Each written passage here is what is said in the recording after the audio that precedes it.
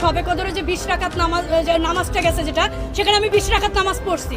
কারণ সেদিন শাকিব খানেরও বার্থডে ছিল, শবে কদরের রাতও পড়ছে, আমার হিরোর বার্থডে, আজকে নামাজও পড়ছি। আজকে হিরোর নামটা আগে নিয়ে আমি মোনাজাত ধরবো।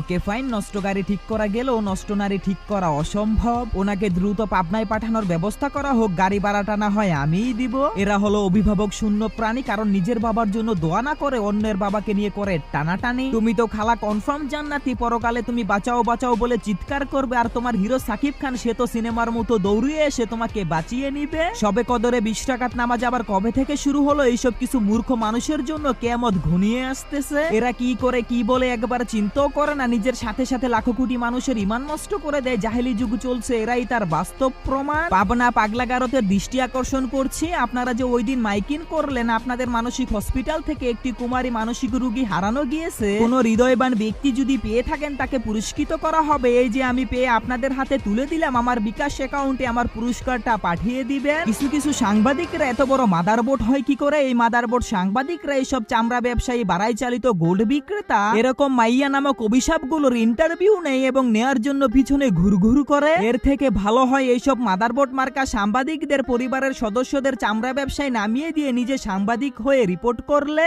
ধন্যবাদ।